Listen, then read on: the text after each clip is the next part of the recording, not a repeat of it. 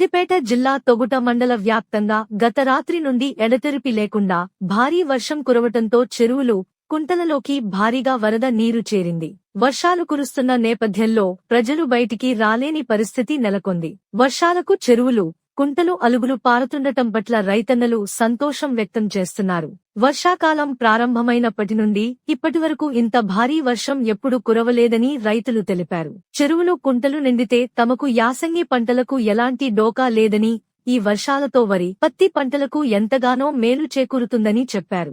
మరో 2 రోజుల పాటు ఇలాగే వర్షాలు కొనసాగితే చెరువులు, కుంటలు పూర్తిస్థాయిలో నిండుతాయని ఆశాభావం వ్యక్తం చేశారు. రోజుల నుంచి భారీ వర్షం కురుస్తుండడం వలన పంటలు బాగా ఉన్నాయి. రోగం పడకుండా పత్తులు కానీ ఒళ్ళు కానీ రోగం అంతా తేలిపోయింది.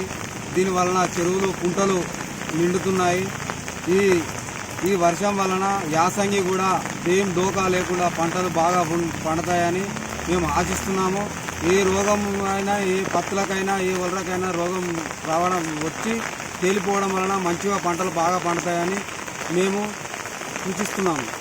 ఈ యాసంగి కూడా డోకా ఉండదని అనుకుంటున్నాం. వానాకాలం నుంచి ఇదే భారీ వర్షం 2 రోజుల నుంచి భారీ వర్షం కుట్టడం వలన ఇవి మాకు కూడా పంటలు బాగా పండుతాయని, యాసంగి కూడా పంటలు బాగా పండుతాయని మేము రాష్ట్రంలో కురుస్తున్న భారీ వర్షాలకు గత 2 రోజుల నుంచి అయితే ఇక్కడ తోటలో కూడా భారీ వర్షం కురవడం వల్ల చెరువులు, కుంటలు, వాగులు అన్నీ పొంగి పొల్లుతున్నాయి.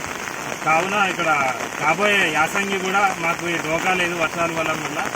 మల్లన్న సాగర్ ఉంది. దానికి అన్నిటికీ మేలు జరుగుతుంది. పంటలు కూడా చాలా బాగా పండుతున్నాయి. ఇక్కడ పత్తులు ఒళ్ళకు కూడా రోగాలు అన్నీ పోయే అవకాశాలు ఉన్నాయి. రైతులు కూడా చాలా ఆనందంగా ఉంటున్నారు.